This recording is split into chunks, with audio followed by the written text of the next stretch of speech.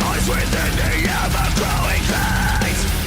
Push to shove and kill to be killed. Manifest your hate. In my dreams, life is just a memory. In my fears, you become the enemy. In my shadows, your screams are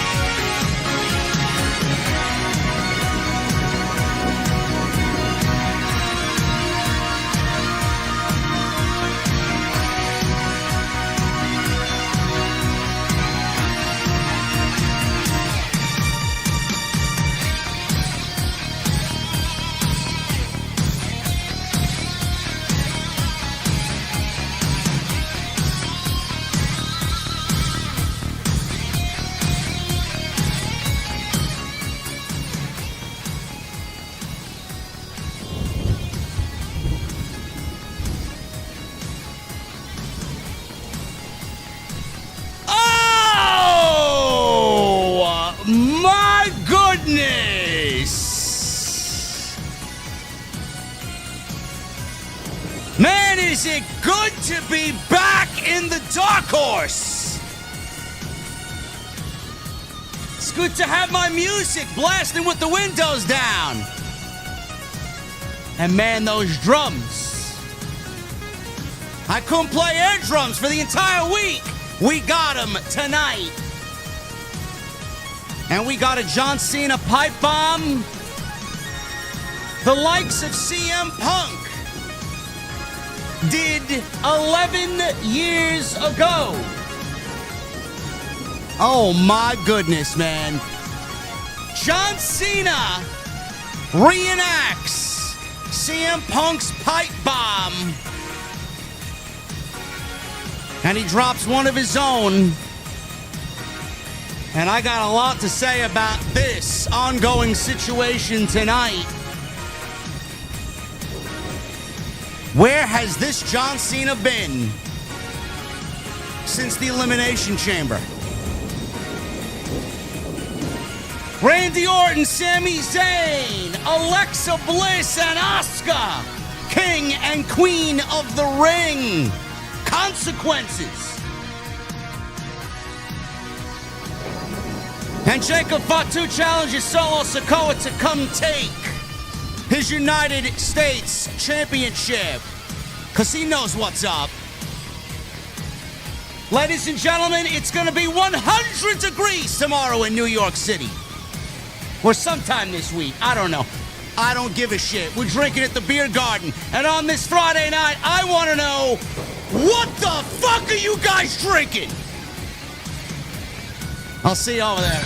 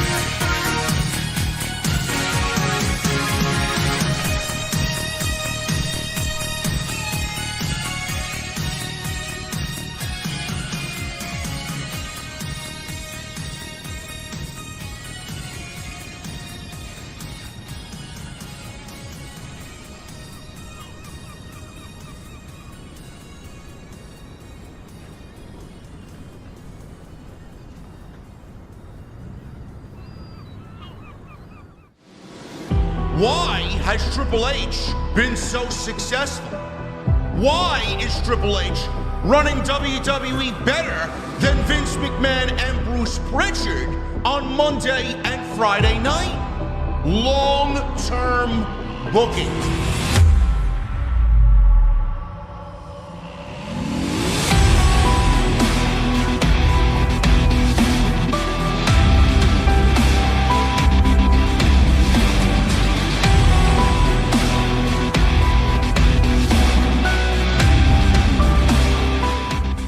What is going on, guys? Thank you so very much for joining me right here on Off the Script. This is your Friday night SmackDown Post Show for June 20th, 2025. I am your host, JD from New York, as always, coming to you live from the OTS Beer Garden. Thank you guys so very much for joining me on this Friday evening, wherever you may be. And we got to get right to business, man.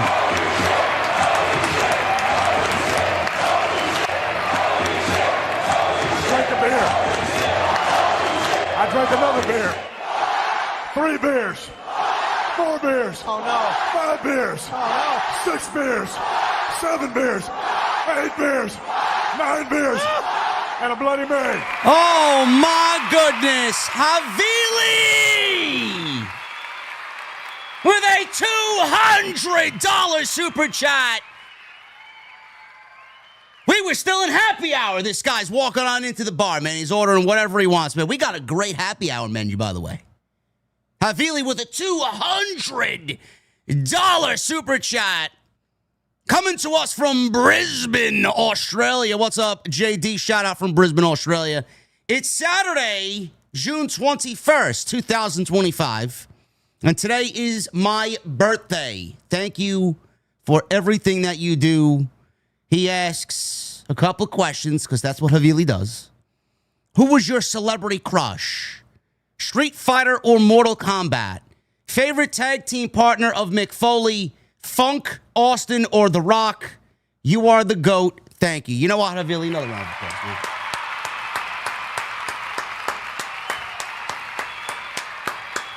Another round of applause for Havili.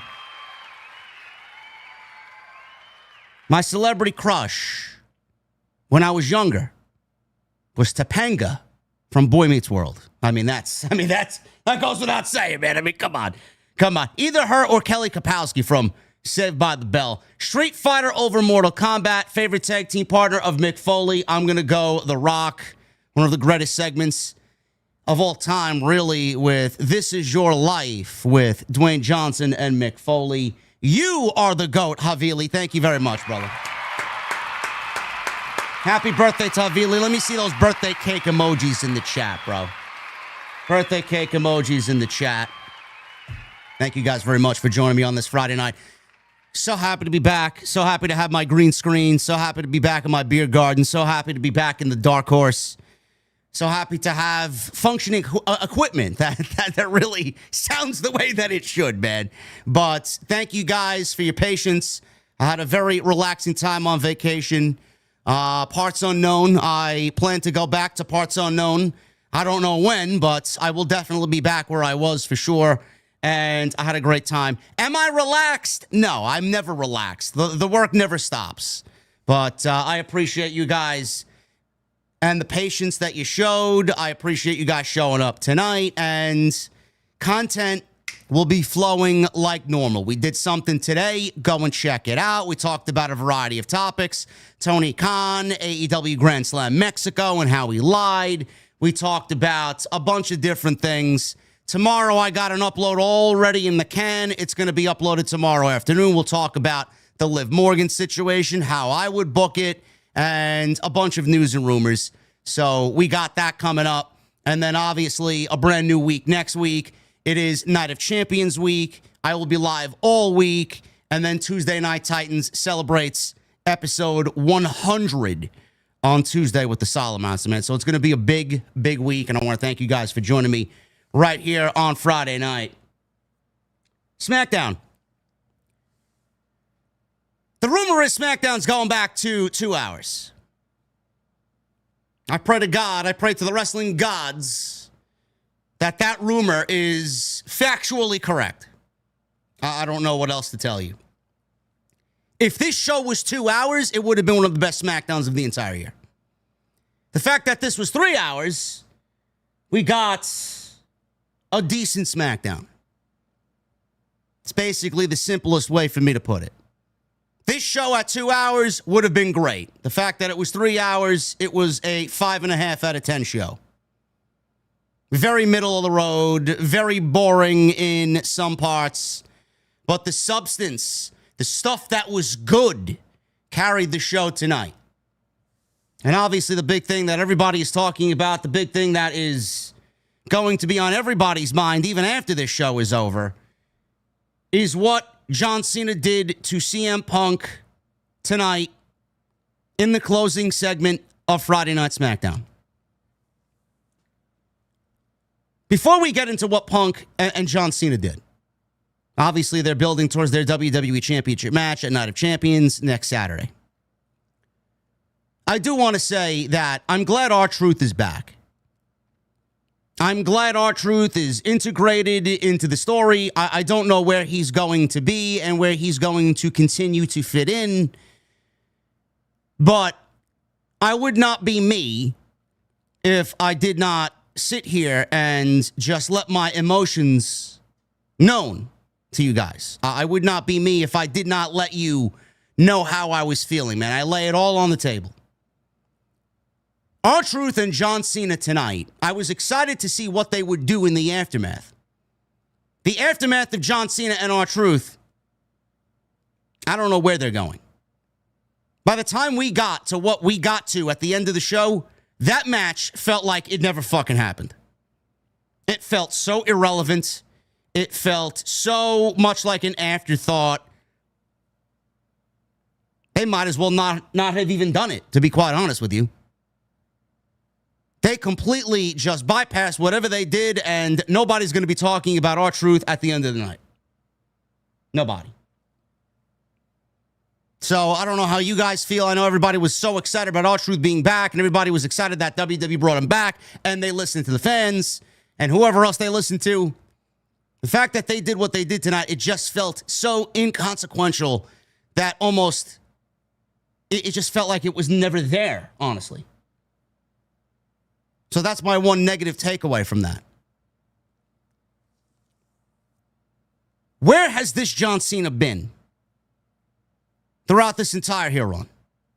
Where has this particular John Cena been? Has there been a change in plans?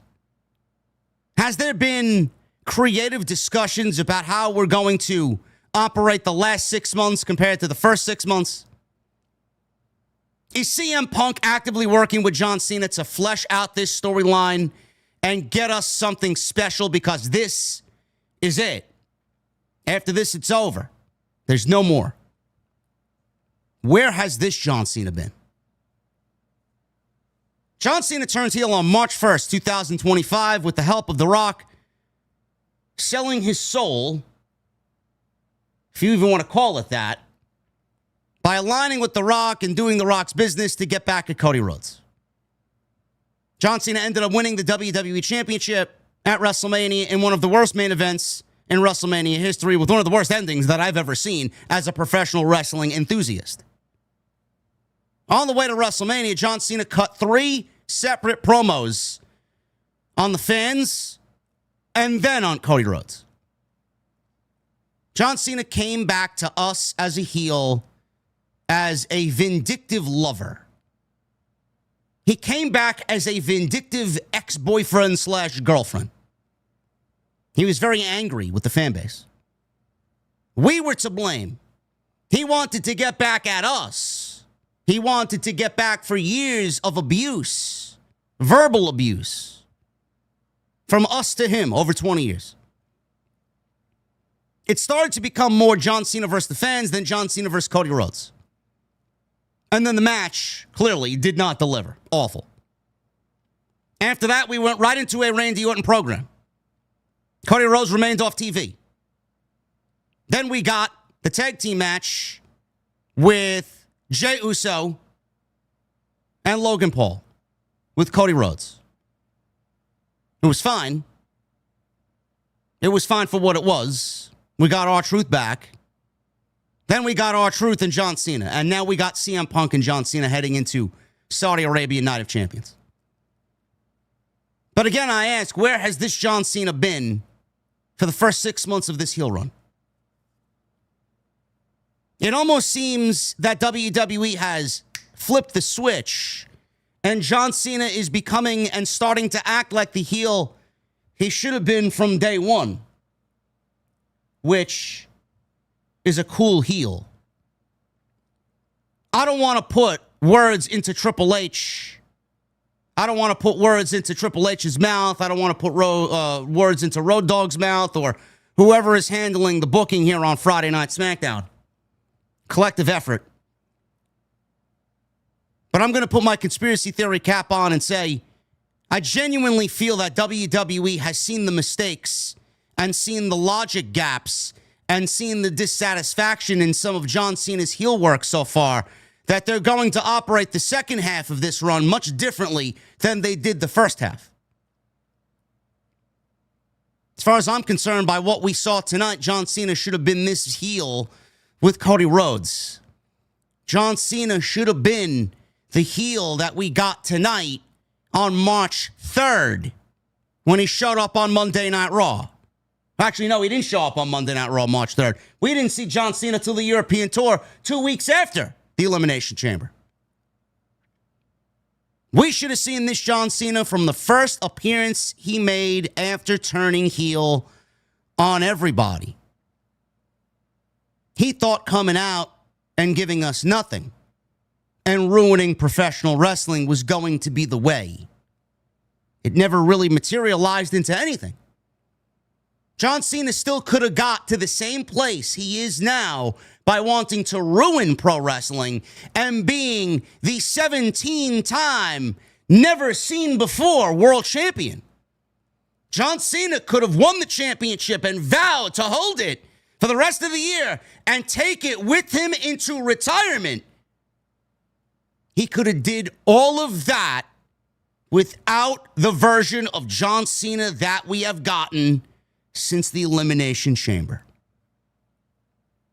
John Cena should have given us a new character, a new theme, a new feel. For 48 years old, John Cena should have reinvented himself in the last year of his run, and he opted to do nothing. Because he thought by doing nothing, it would be the ultimate heel move. But the thing is, nobody resonated with that John Cena. Nobody was emotionally attached to that character of John Cena. It became overbearing. It became forced. It became unnatural. It became very cringy. Not to say that John Cena is cringe, because John Cena still has shown glimmers of greatness even with what he's doing. But tonight, for 10 minutes, John Cena blew everything away that he's done so far in 2025 with one promo to one man for one match. And he's basically showed everybody exactly the heel he should have been since the very first words he spoke after turning on Cody Rhodes. I will not sit here and say anything else about John Cena's heel run. What we got tonight should have been the very direction we should have gotten from day one. John Cena is a cool heel. John Cena operates when he's cool. John Cena operates best when he's cool, when he's out there slicing and dicing people with his words. John Cena is at his best when he is the way that he was with CM Punk tonight. John Cena is at his best when John Cena is dropping pipe bombs. He's done that for 20 years. I don't know why it took CM Punk for him to find his way back to who John Cena truly is. This is the first time that John Cena felt like a heel in this entire run. This is the first time John Cena felt like that old John Cena in 20 years. WWE delivered a fantastic segment. One of the best segments that you'll see all year in any professional wrestling company on any show. They ended SmackDown in the most epic way possible with John Cena reenacting the pipe bomb that CM Punk cut on John Cena in Las Vegas, that fabled night where Cena was laying through a table and Punk sat on the stage dropping every single piece of truth that he had that he was fucking holding on to. He dropped it. John Cena did the same thing to him, to Punk tonight. Man, it goes to show you that when CM Punk's words hurt John Cena, he only comes back and does it even more nastier. CM Punk said that it's funny. You're the heel, I'm the good guy. Last time we had this discussion, I was the heel and you were the good guy. Seems like you're doing my shtick. It seems like you're stealing my gimmick. You're going to take the title away and retire with the championship. Gee, that sounds quite familiar. Sounds like me. Sounds like John Cena is trying to be CM Punk. John Cena certainly lived up to those words tonight because he absolutely fucking dropped a pipe bomb on CM Punk that I know CM Punk is already calculating what he's going to do to John Cena on the go-home show, whether that is Monday or whether that is Friday next week in Saudi Arabia. Tremendous segment. Tremendous segment. We're going to go over. I hope I have somebody that has transcribed this word for word. I will try and find it if you guys want to help me out. Try and find what website has it transcribed tonight so that we can read along to it and dissect it. Absolutely incredible ending to SmackDown. And the best thing that not only John Cena has done in his entire heel run, but my God, man, this John Cena CM Punk feud, I understand people might not love CM Punk for the decisions that he's made morally. But there is absolutely no way that you can watch this and say that they aren't doing a brilliant job of building this match, knowing that it is the very last time that you will see these two men on television together over the next 3 weeks. Fucking great. Fucking great. And yeah, I understand. You might not like CM Punk. But man, when CM Punk is a part of something, man, how many people step up to the plate and show their best face? How many people step up to the plate when Punk is staring them in the face, whether it's a promo, a match, getting ready for a build to a match, and a big pay-per-view? How many people step up and fucking put their best foot forward, man? Punk just has that natural ability to pull shit out of people and make everything feel like it's the biggest fucking thing going on in any company. Fact. Fact. Punk is main event. You are seeing it now. Because he's done the one thing that nobody else has been able to do. Not Cody, not Randy, not Truth, not Jey Uso. It's a small list. But he's the one guy that has been able to do something that the others have not. And have pulled out John Cena to his final greatness in his final year. Punk has done that. We could be sitting here looking at a fucking John Cena Jey Uso match. We could sit here and be looking at a fucking John Cena Logan Paul match. Punk is half responsible for what we're getting with John Cena right now in the next 3 weeks. Fucking great. So whether you like him or not, whether you are disgusted by his moral actions or not, I quite frankly don't give a fuck. Because what you're watching is somebody in Punk pull out John Cena to the best fucking story he's probably going to end up telling for his entire last year as WWE champion.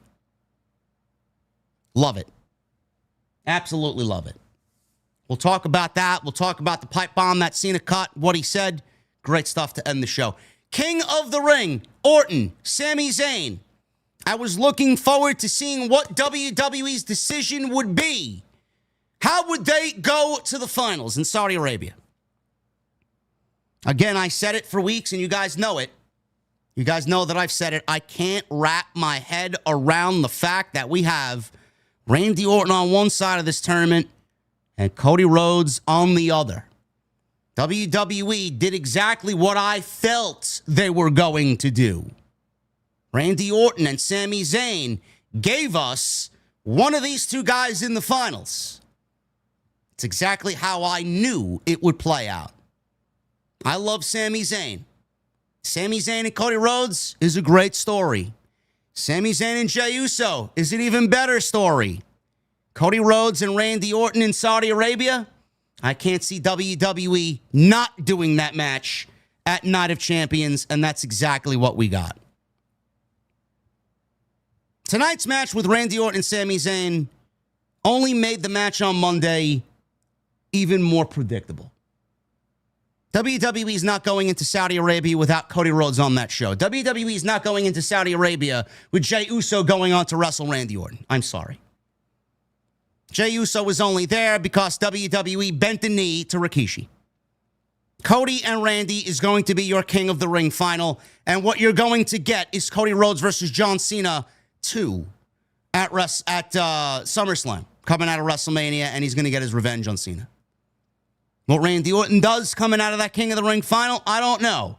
But I'm hoping that we start to see some of the cracks in Randy Orton to where he looks at Cody with jealousy, envy, and disgust.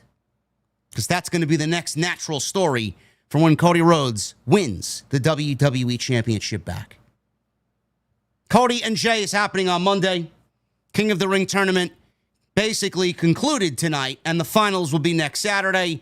Honestly, Randy, Cody, that's going to be your final next Saturday, as I predicted. I just could not see WWE not doing that match. For the ladies, again, I was correct when I said Alexa, Asuka. I could see Alexa win, but Alexa doesn't factor into much of anything on the opposite side of the tournament. Asuka advanced tonight. She's back. She wins her first 2 matches. She's in the finals. She's going to Saudi, and she's probably going to go on to wrestle Jade Cargill. Because they have history. Small history, but history nonetheless. Roxanne Perez is also a wild card, but I will say that Roxanne now in a tournament where Liv Morgan is out and injured, legitimately out for 6 months. We talk about that tomorrow on OTS. It's already in the can. It's going to be uploaded tomorrow afternoon. We talk about it. 6 months out. Liv's injury also does Roxanne good, not only on screen, but for when Liv gets back as well, because there's a natural storyline there for her to return to. But it also makes this match with Jade Cargill a little bit more unpredictable, because you don't know where they're going to go. Roxanne Perez could win Queen of the Ring. Roxanne Perez could realistically win the Queen of the Ring, and she could be the centerpiece for the Judgment Day in the absence of Liv Morgan. I just don't think WWE is going to go and tell that story, especially with Naomi running around with the women's Money in the Bank briefcase, because Naomi, Jade, Bianca, that's the story that WWE's put a lot of effort into. That's the story that WWE has made over several weeks of television about. That's going to be the story that they're going to tell. Jade Cargill and Asuka is going to be your final for the Queen of the Ring. And Jade is going to win the Queen of the Ring tournament. Jade is going to get that championship match at SummerSlam. Naomi is going to walk out the new women's champion thanks to Bianca Belair. That's what I see happening. Solo Sikoa, Jacob Fatu, United States Championship, signed, sealed, and delivered for Night of Champions this coming Saturday.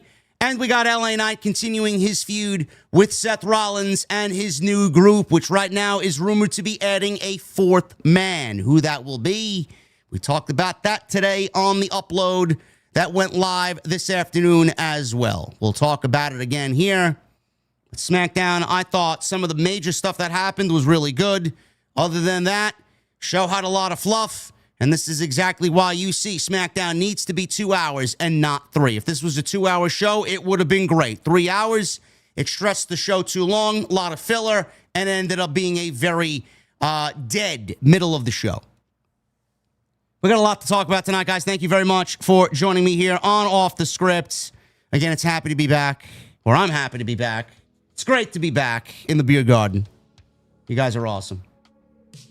Follow me on social media at JDfromNY206, Twitter, Instagram, TikTok, and Cameo. Hit that subscribe button down below. Turn on the bell for all notifications. Go check out today's upload. Go check out all the uploads this week, 2 of which were on vacation. And they might not sound the way that we usually sound. But go check them out anyway. Monday, I was live after Raw. Great show. Wednesday, we were live with Jesse for the Grand Slam Mexico show, which I thought was not good at all. I did not like it. Anything you might have missed, go check them out. Super Chats are open. Get them on in. We'll hang out at the end of the show as always. It's the best way to support the show. We have a goal. Nightly goal, as always, since I've gotten my Nintendo Switch 2. Friday night Mario Kart After Dark, if you guys want to get in on that. We got a goal of 10. Right now, we have 0. So if you guys want some Mario Kart After Dark, you guys know what to do, man. I need 10 orange Super Chats, and boom. Give you guys at least 20 to 30 minutes of Mario Kart World on Nintendo Switch 2. Should be good.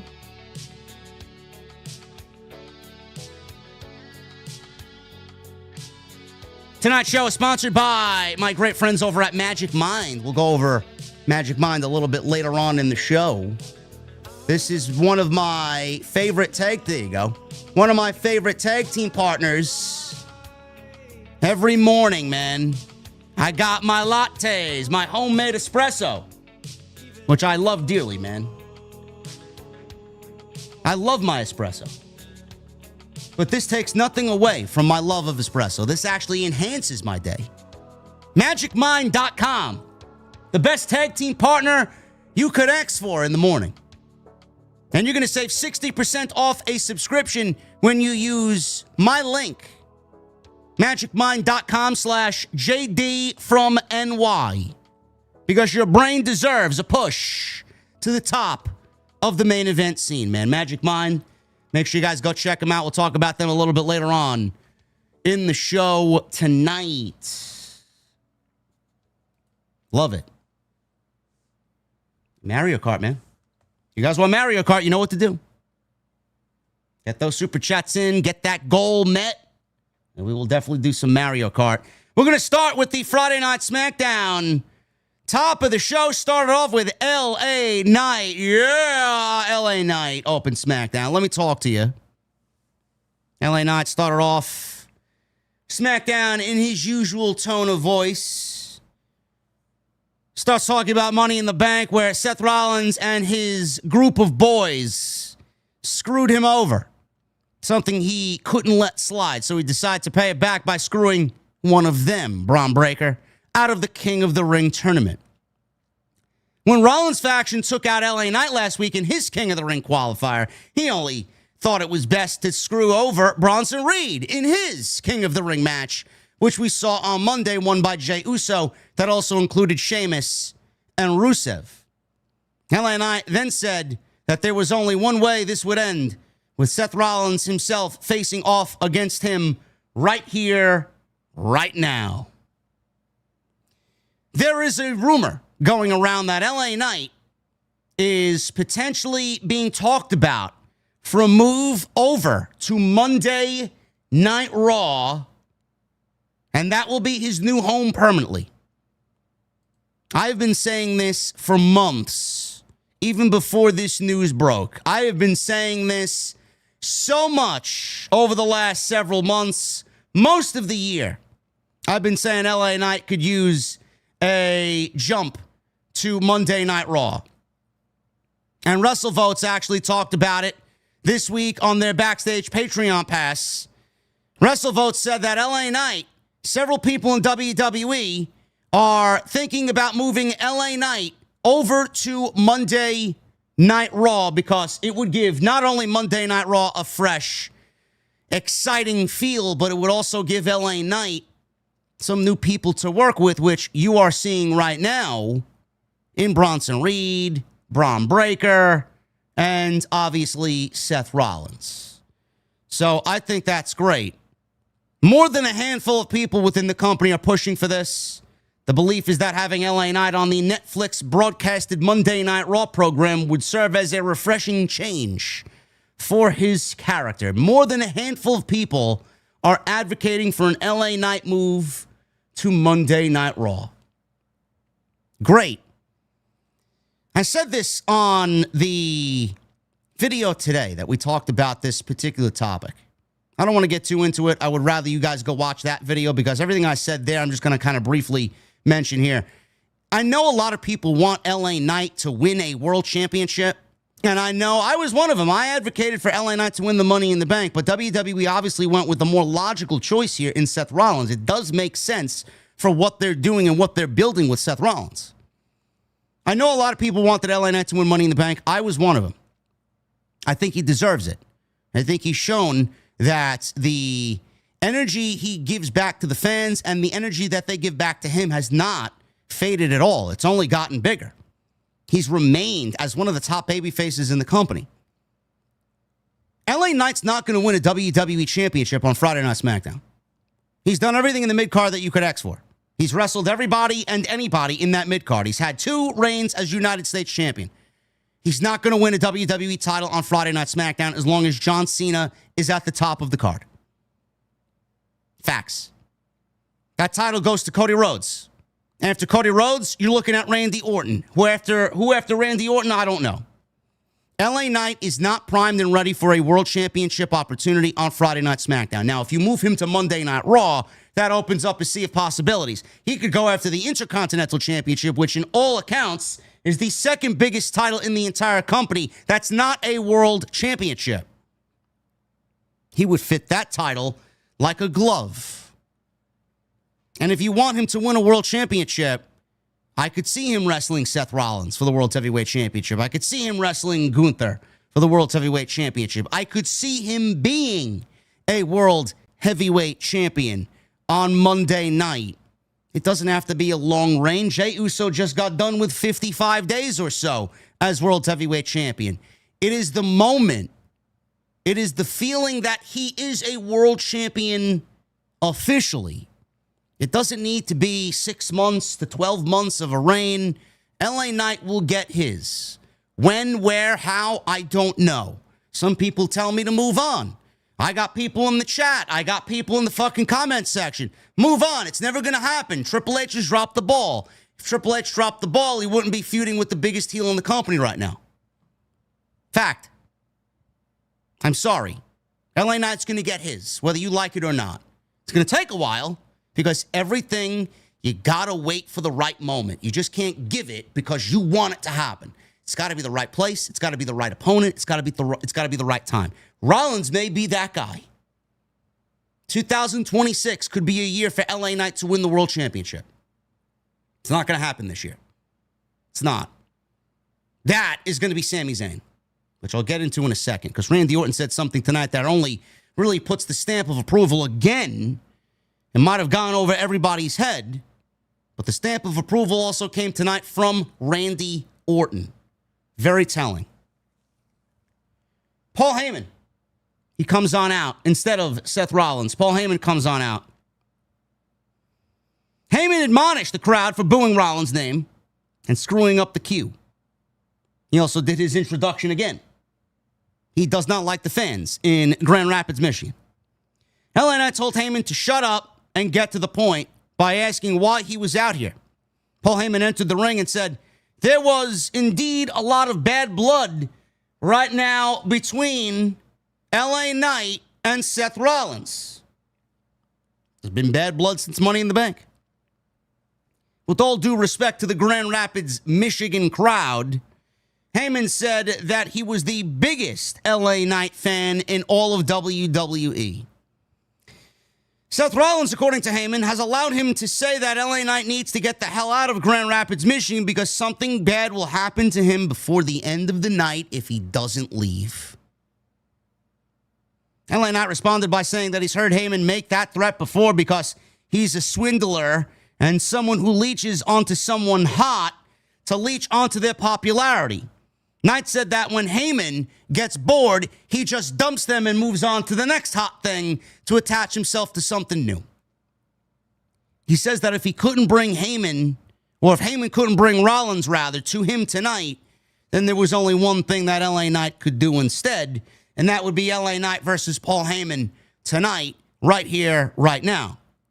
LA Knight said he was going to take his stuff off, turn his back on Heyman to give him the first shot, stating to make it count, otherwise he's going to hurt Paul Heyman.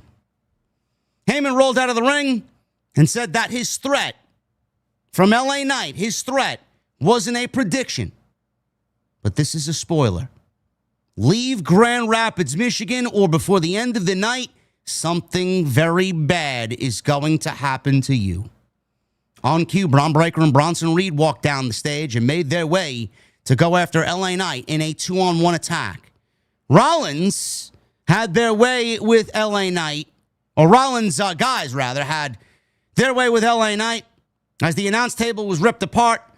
And before the two could do any more attack, LA Knight emerged from the timekeeper's area with a steel chair and even the odds with a weapon, swinging it around wildly, chasing Braun Breaker and Bronson Reed off. Heyman returned to ringside and got the two to back off for now, as they will reemerge later on in the show. So they're keeping this going. They're keeping this going. This is the best part. This is the best thing that we can have to happen to LA Knight right now. There's nothing else for him to do. So for all the chatter about, oh, he's buried, oh, Triple H has dropped the ball, oh, this, oh, that, I'm tired of LA Knight. What would you rather have him doing? Going after the United States Championship again? In a nothing feud with Damian Priest? Jacob Fatu? How about more LA Knight and Bloodline stuff? Maybe Solo Sikoa? How about some more JC Mateo? There's nothing, and I absolutely mean nothing, for him on Friday night. A move to Monday Night Raw not only is being reported, but I can tell you factually that a move to Monday Night Raw is happening. Whether it's happening via a trade, via it just happening just organically, naturally, because he's got a problem with these guys and they're going to move him over there, or it's going to be via a draft, which at this point I heard is coming, but we don't know when. So he's moving over there. I think he even alluded to it tonight in his promo. Sooner or later, something's going to happen. Something's going to need to happen. It's going to be interesting to see if there is a trade between Aldis and Pierce to get LA Knight over to Raw, and then from Raw, someone from that show comes over to Friday night. But I thought this was very good stuff and continues the theme of LA Knight against Seth Rollins. It's going to be unpredictable because when Seth Rollins is ready to cash in, is LA Knight going to be there to stop it from happening? We don't know. Backstage, Paul Heyman talked to Braun Breaker and Bronson Reed, stating that they'd have everything in control by the end of the night. Byron Saxton showed up to inform Paul Heyman that Nick Aldis has made Bronson Reed versus LA Knight official for tonight on SmackDown. He pats Bronson Reed on the chest, and he says, all according to the plan. Excellent. Queen of the Ring. Alexa Bliss versus Asuka. Queen of the Ring semifinal match.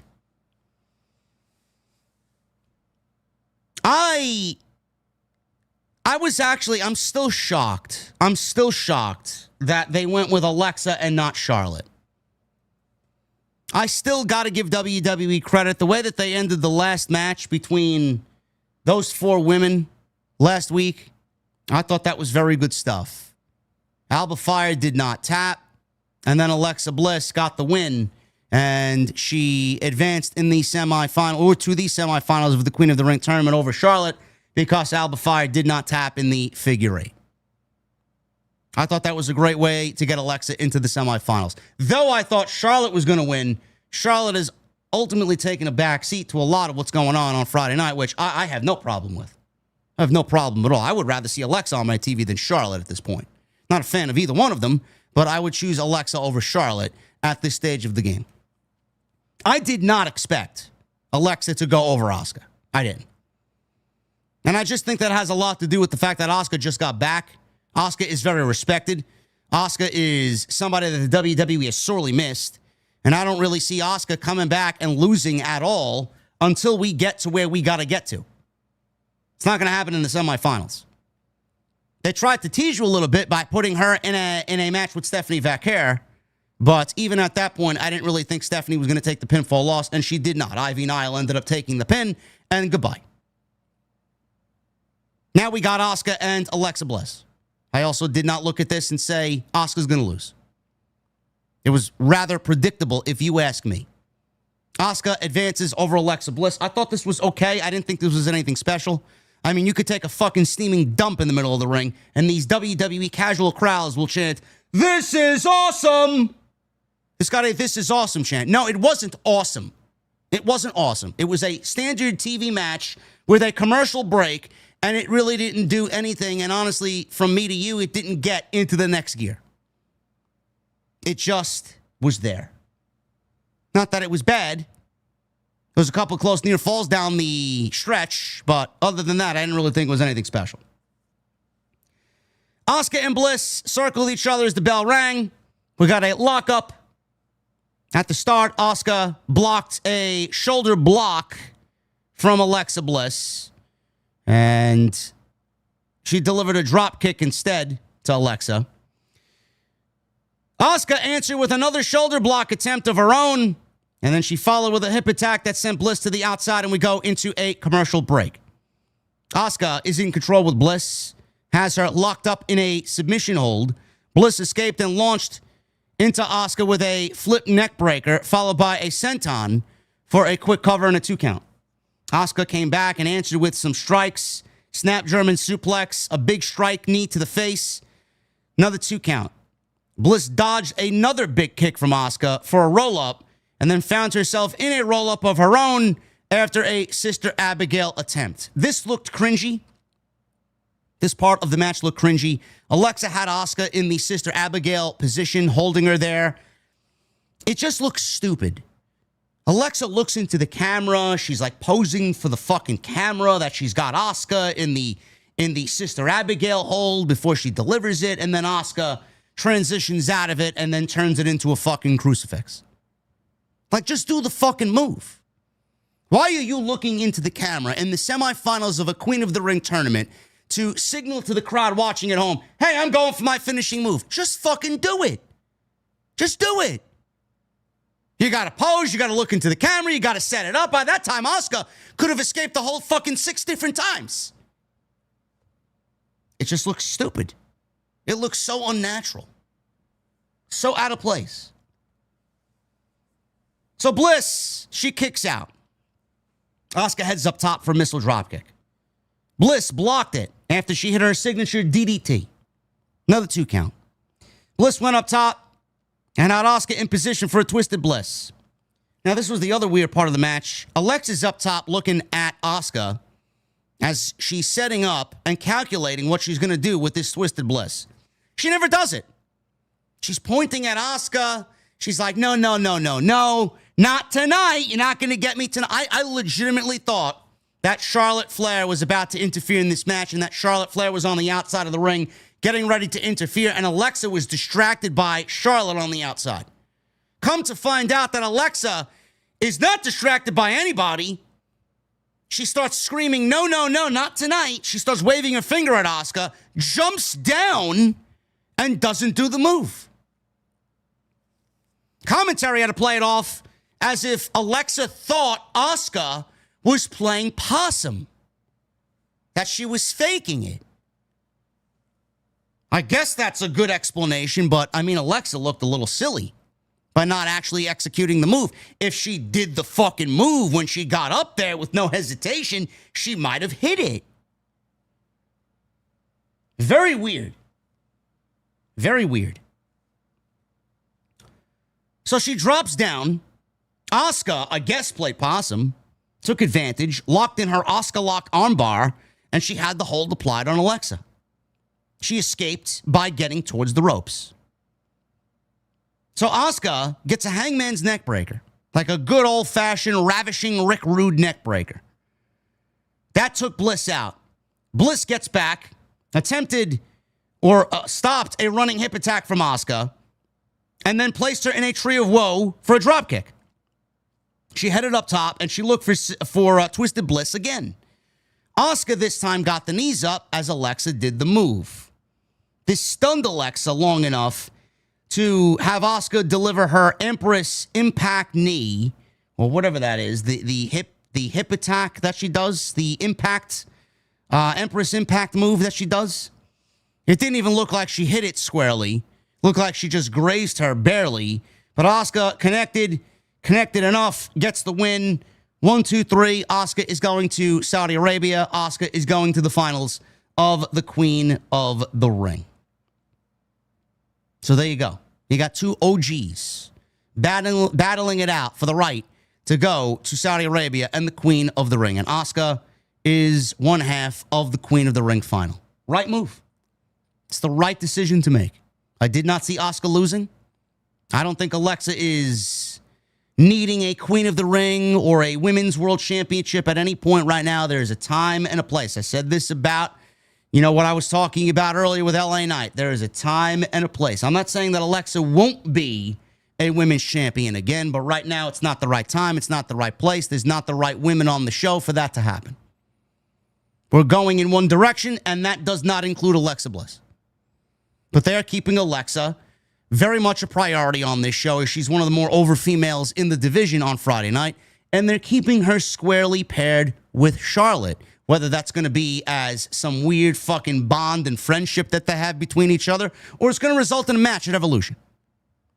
One or the other. They realistically could be each other's Evolution match on July 13th. I thought this was good enough. Asuka gets the victory, and this is the right move to make creatively if you want the proper final you need for the Queen of the Ring. Backstage, they're letting the WWE's letting you know exactly what they're doing. This was just another Easter egg here, another tease. Backstage, B-Fab, Michin, and Jade Cargill were watching this match. Now, obviously, the winner of this match faces the winner of Jade and Roxanne from Monday. B-Fab and Michin said that it was maybe time they make their own impact in the women's division and go talk to Nick Aldis about a tag team title match. It's funny because we don't really have tag team champions right now, that Liv Morgan is out injured. I don't know. They also said that Asuka has made an impact so much that it almost feels like she never left. Which then Byron starts asking Jade about Asuka in the final. Byron interviewed Jade about facing Roxanne on Raw next Monday and about the possibility of facing Asuka in the Queen of the Ring final. She basically went on to say that this tournament was made for someone like her and that she is going to sit upon that throne at the end of this tournament. She said Roxanne is scrappy, but still trying to prove herself, but she was built for royalty. She said Asuka is a storm on the horizon, but she is a storm. The Storm. She said that the division was built for a woman who could walk through fire, shatter glass ceilings, and fix her crown on the way to the top. She says she's walking to the ring to win. There you go. Obviously, that's what I had predicted for weeks now. Can I just say, in addition, what is it with Jade and her promo? Is it me? I know it's not a me thing. I know you guys feel the same way. Jade just sounds completely unlikable and unnatural. I wish one of these weeks she would sound as if she's not trying to memorize her lines. She's reciting the lines as she just memorized them, trying to remember what she has to say. Nothing about it seems effortless. Nothing about it seems natural. It seems like somebody is reciting words written by a writer simply to get this segment done and over with. Gee, I wonder why JD doesn't like Jade Cargill. Maybe because she's not a good fucking promo and she's not believable from this point of view? Am I allowed to feel that way? Maybe she should work on her acting ability. She's using the WWE as a platform to get into Hollywood. This would be a good start to start learning.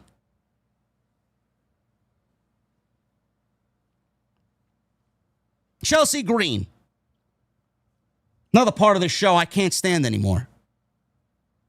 Chelsea Green and her secret Hervis approached Alexa Bliss as she was walking to the back all sweaty and defeated from Asuka. Green says she would have been Queen of the Ring if not for Alexa. Bliss says they should wrestle again.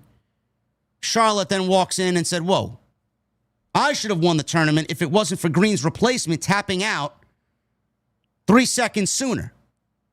Charlotte said she'd make Green tap out tonight. Green said she wants to declare a bank holiday and not take this match. I wish this fucking group would go on permanent holiday. Alexa Bliss told Charlotte she didn't want her help. Charlotte said that was funny because I was not here to help you, she says to Alexa. Great. Fantastic. Like I said, I could see them absolutely setting up Charlotte and Alexa in a one-on-one match, or I could see Charlotte and Alexa be some sort of weird OG tag team to go after the tag team titles, being that there are no tag teams in this division. We'll just start manufacturing tag teams and piecing tag teams together just for the sake of it. Because WWE would never admit that these tag team championships in the women's division are nothing but a fucking curse and a fucking failure. Eat the cost, burn them, and get rid of them. Liv's injury now opens up a great opportunity to just retire the titles. Get rid of them. In one of the weirdest moments of the night, Kit Wilson. Who? One half. I'm sorry, folks. One half of pretty dead. Oh, okay. What happened to the other dead? Oh, we don't know, huh? Okay. I don't. Kit Wilson from pretty deadly. Pretty deadly. Okay, just want to make sure. Pretty deadly. Kit Wilson. He was in the ring. He was ready to face Aleister Black. Joe Tessitore and Wade Barrett wished Elton Prince well on his road to recovery from an injury. When did they get injured? Does anybody know why he's injured? We got to look this up now. Elton Prince injury. Elton Prince of Pretty Deadly is out currently with an injury. Reports note that his injury was mentioned during the June 20th episode of SmackDown, as the reason for his absence from a scheduled match is unknown. That's great. Noah in the chat says, JD ruined Jade for me. Wow, man, Noah is now a part of the truth. Happy to have you here, brother. This is what we do here. You want to go watch somebody else who's going to blow smoke up your ass and tell you that Jade is great at everything she does and that she's chiseled from fucking granite and she should be the statue that stands in front of the fucking Roman Colosseum. By all means, go listen to them. You're not going to get that type of vibe over here, man. You're going to get exactly what we and my 2020 vision sees. And what I see is someone that is completely unnatural and unlikable to a point where I honestly think her promos are fucking worse than they were in AEW. Elton Prince apparently is out with injury. Nobody knows. Sorry for Kit Wilson. Aleister Black's entrance took place. He gets to about the front of the stage here. He gets right to ringside. And all of a sudden, R-Truth attacked Kit Wilson in the ring. Out of nowhere. No explanation. He just attacks. What did Kit Wilson ever do wrong? Asked Wade Barrett.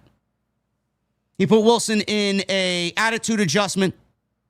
Killings yelled, "Get John Cena out here right now.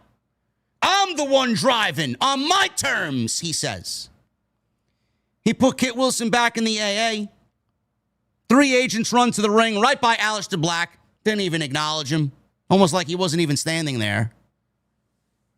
They get in the ring and they try to take Killings off of Kit Wilson. Jamie Noble is calming R-Truth down. He's patting him on the chest. He's trying to talk some sense into him. He eventually does. He leaves the ring. R-Truth and Aleister Black have a stare-off for a little bit, and he walks away with Jamie Noble. Aleister Black's match did not go on as advertised. That was it. Now, I know a lot of people looked at this in the moment and felt with their emotions and tweeted with their emotions. I was one of them. No, nobody wanted to see Aleister Black versus Kit Wilson.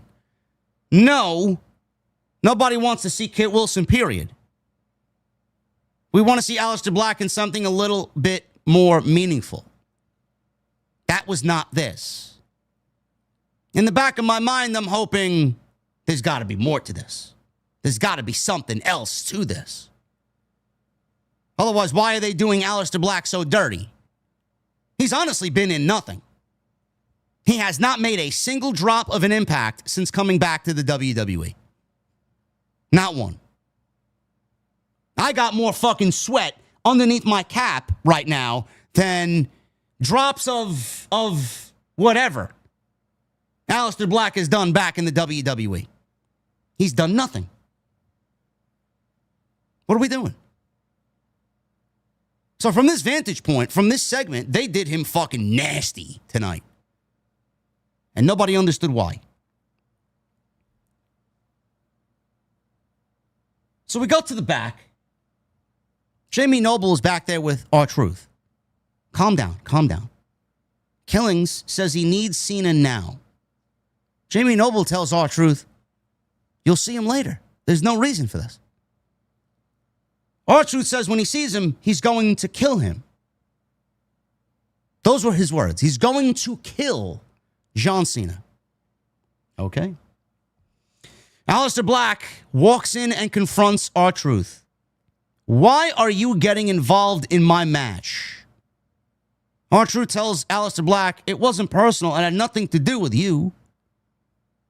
Damian Priest stepped in, who obviously had a little bit of a history with R-Truth trying to pretend to be in the Judgment Day many months ago. He steps in and then asked Aleister Black, let me talk to him since he's going through a lot right now. Aleister Black walks away. Sure, he looks at Damian Priest with a smirk on his face, and then he turns around, walks away, and you see just anger over his face. There's no need for any of that, said Damian Priest to R-Truth. He said that R-Truth used to make the world smile, and that anger and negativity should be focused on John Cena tonight in his match. Go beat John Cena, and then afterwards, they'll go out and celebrate in the city. R-Truth says, that sounded good, DP. I don't know what you guys say. I don't know how you're feeling. But they did Aleister Black dirty tonight, and then they followed up with this segment. Does WWE realize that Aleister Black is not working out the way that they presented him back in the WWE? Is WWE making the switch and now going to focus on Aleister Black becoming a heel? I really do think Aleister Black working as a heel is probably going to be better than Aleister Black working as a babyface. That's the vibe I got from this. I feel like Aleister Black is going to eventually turn, and we're going to get Aleister Black working as a heel when they make that switch. Hopefully I am right. Because I do think something needs to change.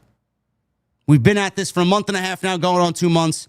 The guy has not done a single fucking thing of importance on Friday Night SmackDown. They featured him with The Miz. He had a match or two with Carmelo Hayes. He had a Money in the Bank qualifier, which he didn't win. He wasn't even in Money in the Bank at all, on the show at all. He wasn't on Saturday Night's main event. He's not on the Saudi show.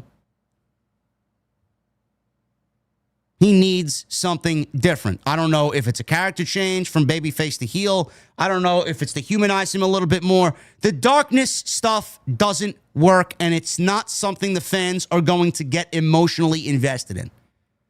There's not many people that find that to be relatable. He needs to be something different. They took him back, and they gave him exactly what he had the last time he was here, and it's not working out. It's not working out. Rusev is not the same. Rusev is not the same.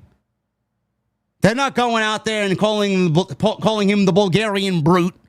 They're not going out there and fucking having him walk out with Lana. He is partially playing his Redeemer gimmick. He's a badass. The only thing is, they threw him out there with Akira Tozawa and also gave him nothing, and now he's mixing it up with some top-tier talent like Jey Uso and Sheamus and Bronson Reed. Those are the types of guys he needs to get in the ring with. That's going to make Rusev a lot better off in the eyes of the fans. They're going to be excited to see him. WWE hasn't done anything with Aleister Black to make you excited to see him. Sure, he comes out with his similar theme music and he's got that fucking great entrance, but that's it.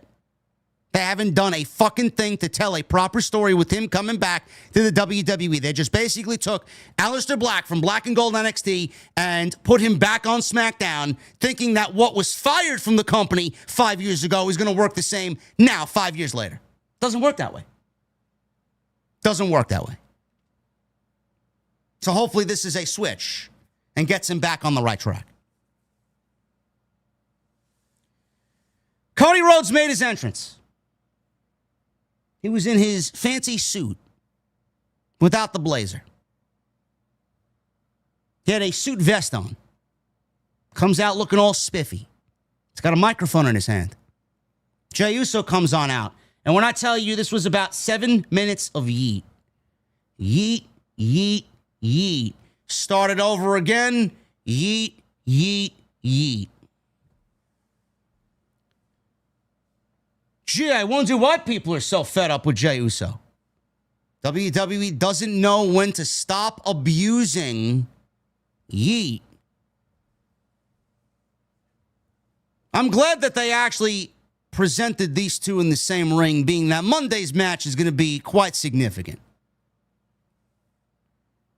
Cody's got a microphone. He didn't say a fucking word. They got the biggest babyface in the fucking company out there with a microphone, which is one of his strongest traits, and they didn't give him a single fucking word to say all night. Jey Uso did the talking.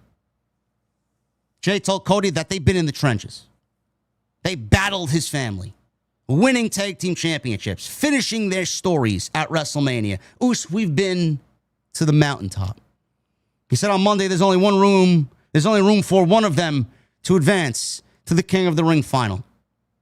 Cody, away from the microphone, told Jey Uso, I know. He says he knows Cody will bring it, but he has to get his. After Monday night, it'll be 4 letters, 1 word, yeet. They shook hands. Cody had words for Jey Uso off of the microphone. He whispered something in his ear. Out comes Sami Zayn. Sami Zayn gets to the ring. He's got a microphone. He shares the ring with Cody and Jey. He said he was sharing the ring with 2 great friends of his and 2 of the very best the business has to offer. He says there's only one of them who's never won a world championship. He told Jey that he was at WrestleMania, not on the card, only to be sure he was one of the first people to congratulate him when he won the world championship. I love you and I'm proud of you. He turned to Cody and said they watched with bated breath as he finished his story. He said he was the first to congratulate him when he did. He says he hopes they both understand that it's time for him to finish his own story. Randy Orton's music hits. He walks on out. He's got some words to say. Wade Barrett said Orton has finished thousands of stories over the past 20 years, most of which didn't end well for his opponents. He entered the ring, and he eyed Uso, Sami, and Cody.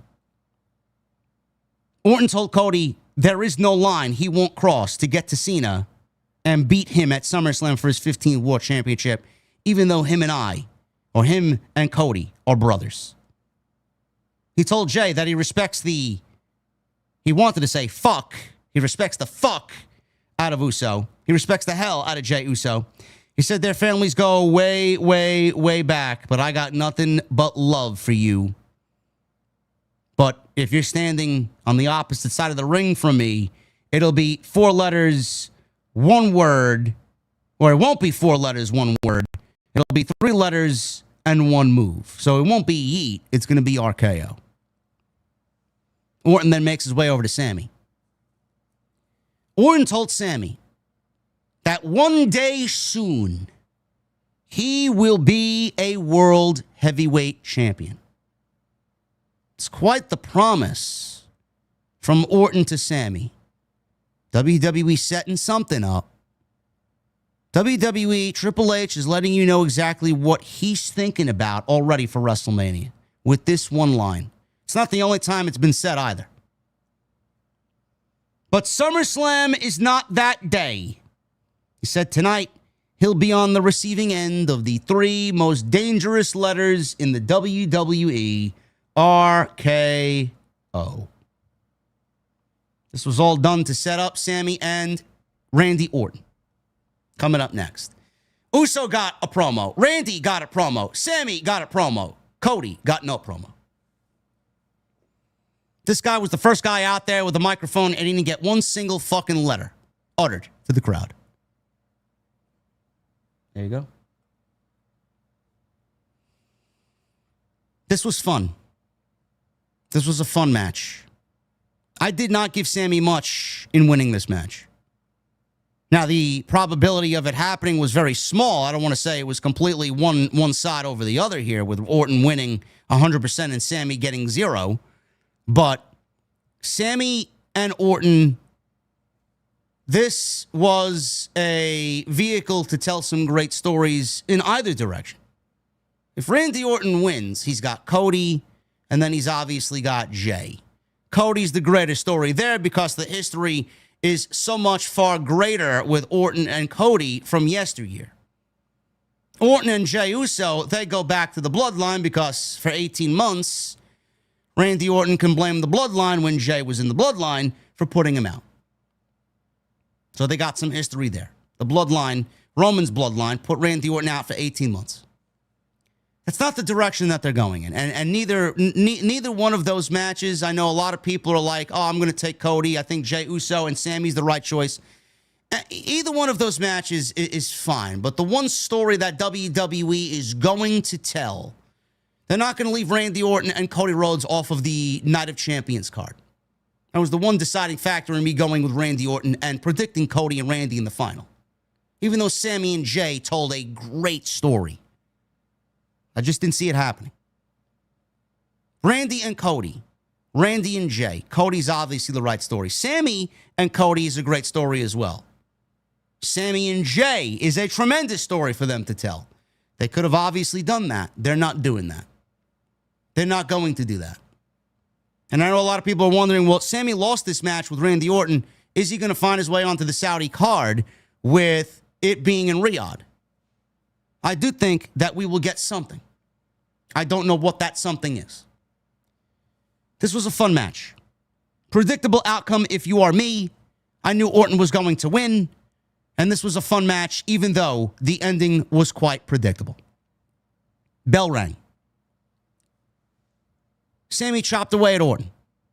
Orton jumped to ringside and sold the chops. He went for a dive, did Sami. Orton saw the move coming. He stopped.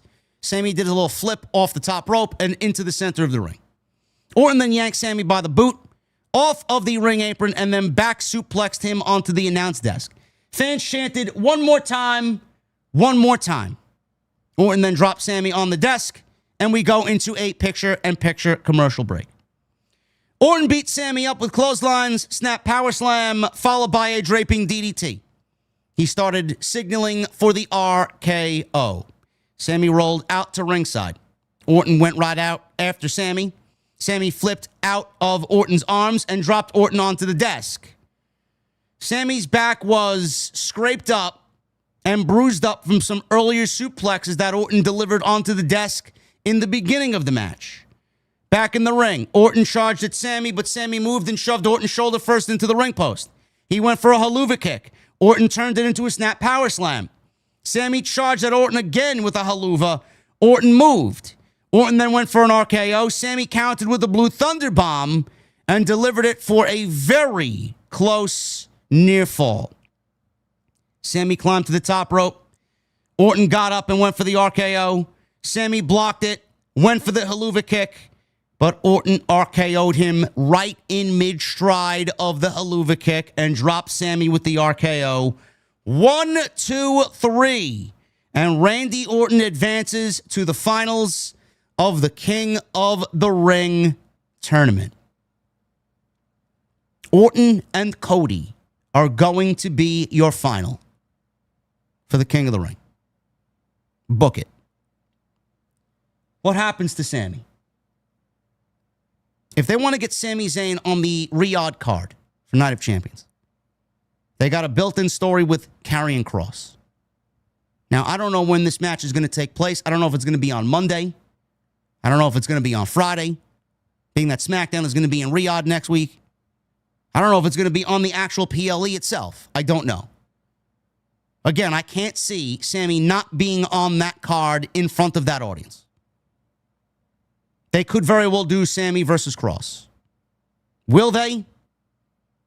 They haven't really given Cross much of anything, so it's very difficult for me to say, yes, they're going to do it. So my first option is to say no. But they could. And they have a built-in story there with him trying to overcome Karrion Kross and his manipulation tactics and his ominous words. Randy Orton was always the guy. This was Orton's tournament to lose. This was Cody's tournament to lose. As soon as I seen Orton on one side and Cody on the other, the first day I broke down the brackets, I said word for word, I cannot see them not doing Cody and Randy. And that's exactly what we're getting. At least come Monday, hopefully, with the predictable outcome, hopefully they build some intrigue coming out of that match. Hopefully it's not as predictable as I'm expecting it to be with Uso and Cody on Monday night. Nia Jax. She addressed her attack on Tiffany Stratton. I mean, listen, I don't care. I really don't care. But the last time we saw Tiffany Stratton and Nia Jax in the ring together, they delivered one hell of a main event. And if they're going to run it back again, hopefully they can duplicate the great match that they got several weeks ago.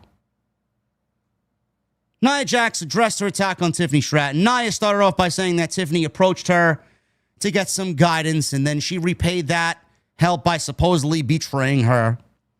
WWE Women's Champion herself interrupted and called Nia Jax the toxic ex she could not get away from, and told her to admit that she's just so much better than her. Nia Jax said that Stratton should prove it again by facing her without kicking a chair in her face. Stratton said, sure, and she agreed. And that match is taking place next week. She will face Nia Jax for the Women's Championship, but this time it will be a last woman standing match. Nia Jax and Tiffany Stratton brawled for a little bit after this announcement was made. Nia Jax got the better of Tiffany Stratton, and she took her out with a series of leg drops. Laid her out in the middle of the ring. Naomi ran down, tried to cash in Money in the Bank on Tiffany Stratton, who was laid out by these massive leg drops from Nia Jax. Nia Jax repeatedly pulled Naomi out of the ring every time she tried to cash in the briefcase. Stratton recovered at this point, kicked Naomi off the apron, and sent her crashing right into Nia Jax. Stratton took this time to escape with the Women's Championship, while Naomi and Nia Jax were left laying in front of both Wade Barrett and Joe Tessitore. Not the right place, not the right time for Nia Jax to be Naomi rather to be cashing in. So they're basically doing what they did last year with Tiffany, where Tiffany tried to cash in, but then she hesitated because Nia Jax was there, and Nia Jax saw what she was doing, and Nia Jax had a problem with it. Now, Nia Jax has a problem with Naomi cashing because she wants to be the one to take the title off of Tiffany. They're basically running the same common theme with the attempted cash-in here. No difference between Tiffany and Naomi.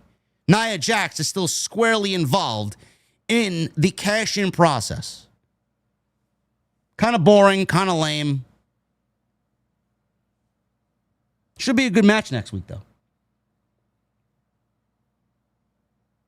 Charlotte Flair. She went one-on-one with Chelsea Green. This was awful. This was awful. Thank God Zelina Vega wasn't on the show tonight. I used this match, and I thought of Zelina Vega. So I got up. I went to my espresso machine, cleaned out my portafilter, wiped it with my espresso towel. I grinded tonight 19 grams of espresso beans. So I put that into my grinder. I grind it at a 9 setting on my espresso machine, which is the proper setting for this particular bean. 19 grams even comes out of my grinder. I put the beans in the portafilter. I use what they call WDT, Weiss distribution technique, making sure there's no holes in my grinds. I tamp it nice and tight, put a filter on top. I put it into my espresso machine, and I watch it through the naked portafilter come down and evenly disperse 38 grams of liquid. I then put the liquid into an espresso mug. I have already steamed milk in the process with vanilla. I make some great-looking microfoam, and boom, I have a drink. And lo and behold, this match was over.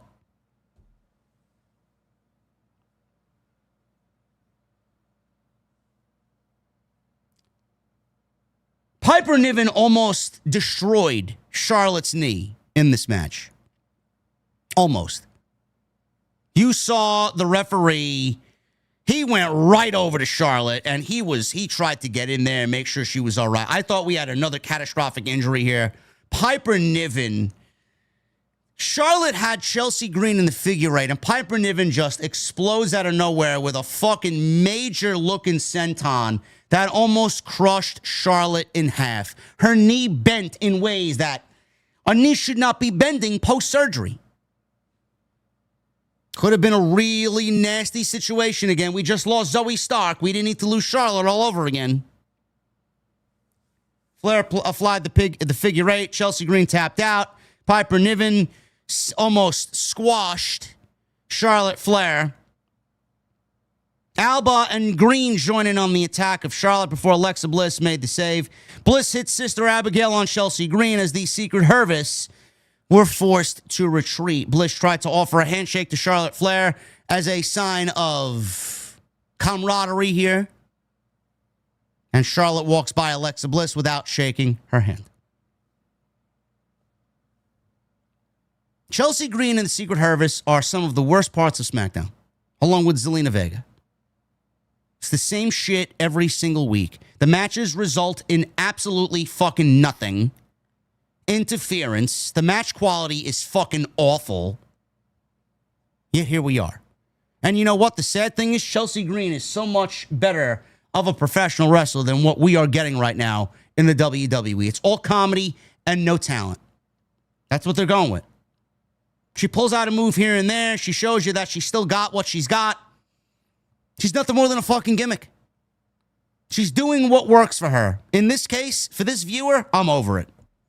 It's legitimately some of the worst parts of Friday night. Every time they are on TV, I walk away. Could not be bothered to care. Charlotte wins. They're obviously still building something between Charlotte and Alexa Bliss. Jacob Fatu. Will he rejoin Solo Sikoa? JC Mateo was in the back in the dressing room taping his wrists. Solo asked, "What are you doing?" "I'm getting ready." Solo, he talks to JC and says, "I'm going to go out there and talk to him and see if I could level with him. I want to see where his head's at. I want to talk calmly to him. I want to get involved here and see if we can bring him back into the family." It's basically what he said. He said Jacob needs him, and he wants to smooth things over. He starts to walk away. He then looks back at JC Mateo and says, "Just be ready, though." Solo made his way out to the ring. Quickly gets right into it, no sugarcoating anything. He said he feels terrible, and he wants to talk to Jacob face-to-face in the ring. Jacob made his entrance with the United States Championship. Solo says he wasn't there to fight him. He says he wanted to make it clear that he loves him and has always loved him. He says he knows how to love and take care of his family. He said families fight all the time and argue, and then they forgive, and then they move forward. So let's move forward together, Jacob. Let's move forward as one. He said no one saw potential in him or wanted him here, but he did. He says he gave him an opportunity to change his life and put food on his family's table. He says he did that because he loves him. And to be honest, I don't have anybody else. You're all I have, Jacob. Man, you're all I need. So come back to the family. He said he loved him again. Fans chanted bullshit. Fatu was there just listening to Solo. He says, so you love me, huh? He said this very kind of skeptically. Says the way he sees it, he's been using Jacob to gain power and fight his battles so he could stay as the tribal chief. Which he's not, because Roman beat him on January 6th, so he's no longer the tribal chief because he doesn't own possession of the Ulafala. So he's not even the tribal chief anymore. He says he brought him in because he thought he would bring him gold. He told Solo to look at him when he's speaking to him, so he started to get angry. He said ever since he won the United States Championship, Solo is the one who's been acting different. He said maybe the problem is he's jealous of him being the United States champion. Bingo. That's been the story all along. If you guys have been following along, you see what Solo has said, what Solo has done, the looks he's given Jacob. Jacob is not stupid. Fatu then takes the United States Championship and lays it in between them. Battle lines have been drawn. Fatu laid the belt in front of him on the mat and told him, you want to fight me for it? Come fight me for it. He said he'd only warned him one time that he doesn't want a problem with him. He says he's all gas, no brakes. Solo then went for a Samoan spike, but Fatu saw it coming very quickly and blocked it and headbutted Solo. Solo ended up rolling away. JC Mateo was ready, just like Solo asked. He jumped into the ring. Fatu went after him, but Solo clipped Fatu's leg from behind, and now it's a 2-on-1 attack. To even the odds, Big Jimmy Uso comes out. He runs down to the ring. He was also overwhelmed by Solo and JC Mateo. Fatu recovered. He took Solo out. He took Mateo out with super kicks. Fatu and Jimmy eyed each other. Fatu then tried to deliver the mighty moonsault to Solo Sikoa, and he ended up rolling out of the ring, retreating with JC Mateo. This is exactly where we all thought the United States Championship was going, and we don't have to wait till SummerSlam because they booked this match for Night of Champions. It will be Solo Sikoa challenging Jacob Fatu for the United States Championship. Now, I know a lot of people are probably asking, well, where is Hikuleo? He was on a dark match again before SmackDown. He was not on Friday Night SmackDown proper. He did not debut with Solo. They may be saving that for Saudi Arabia. We don't know. Is there a likelihood that Solo Sikoa could win the United States Championship? Yeah. Yeah, there is. I could see Solo Sikoa winning the United States Championship. I could see Jacob Fatu and Solo Sikoa having a rematch at SummerSlam. I could also see Jacob Fatu beating Solo Sikoa and then moving on to Damian Priest, which they've already teased in the previous weeks. And that could be the United States Championship at SummerSlam. I don't know. We can easily go Hikuleo joining Solo and JC Mateo, and Jacob could have backup in Jimmy and Damian Priest. We could get some six-man action. We could get some backup friends helping him out against a common enemy. And then we go on to whatever the United States Championship picture would be with Jacob and Damian. Couple of different ways to go about it, but the match, as of right now, is signed, sealed, and delivered for Night of Champions. United States title will be on the line. Bronson Reed, he went one-on-one with LA Knight. This was good. It's fine for what it was. Nothing really special here. We'll pick it up after the commercial break. Bronson Reed attempted a superplex on LA Knight from the top rope. LA Knight battled to break free. He shoved Reed down to the mat. LA Knight had him in position for his jumping, leaping elbow. He does connect it, and Bronson Reed kicked out. LA Knight then attempted the BFT. That was countered by Bronson Reed, who landed a Death Valley driver for a near fall. Bronson Reed lifted LA Knight up and delivered a thumbs down as he looked for a powerbomb. LA Knight reversed that into a DDT. Braun Breaker got on the apron, but got smacked down by LA Knight.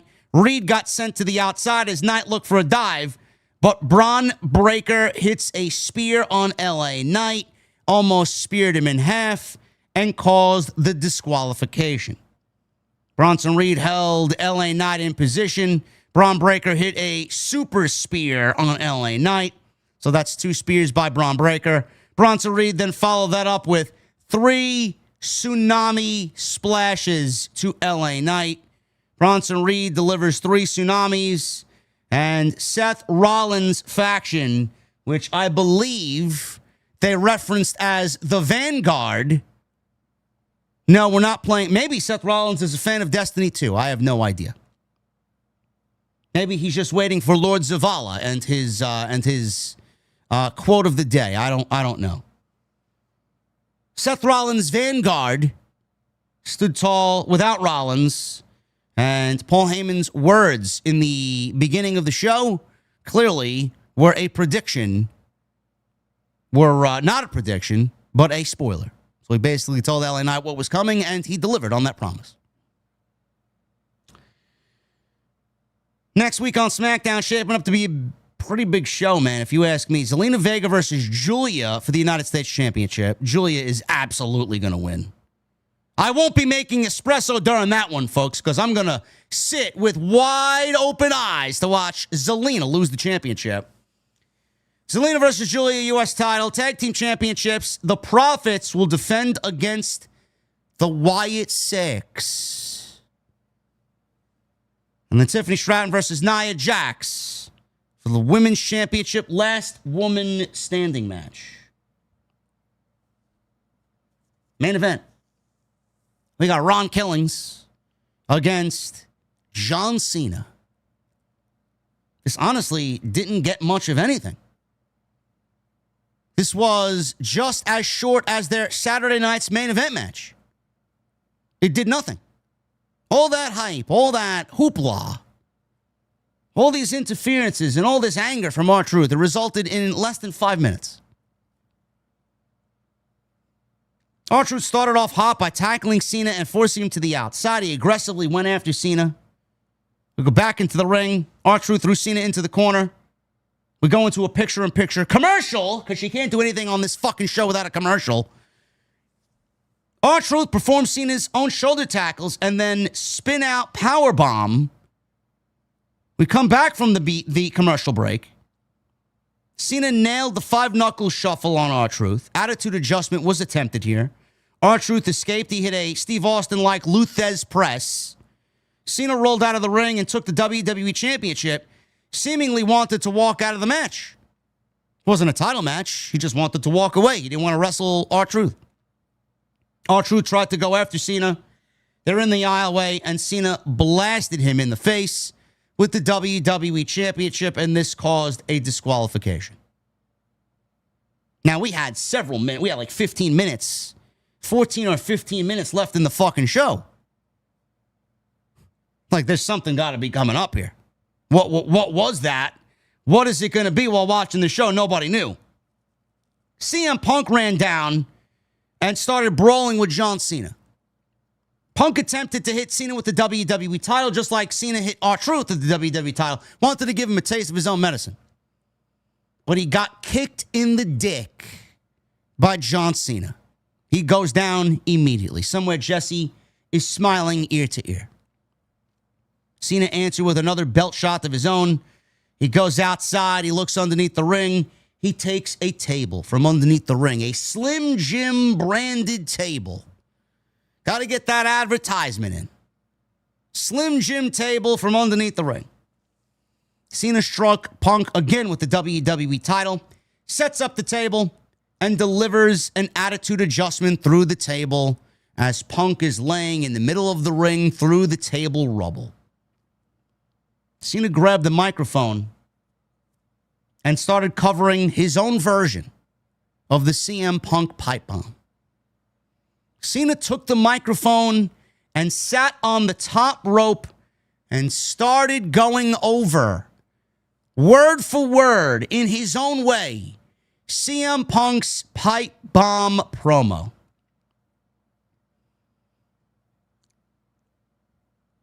Cena sat on the top turnbuckle and smiled. Somebody's afraid of what I'm going to say. He said he hopes Punk can hear him even if he can't sit up. He said when he leaves WWE in 6 months with the WWE Championship, he's got a whole lot of stuff to get off his chest.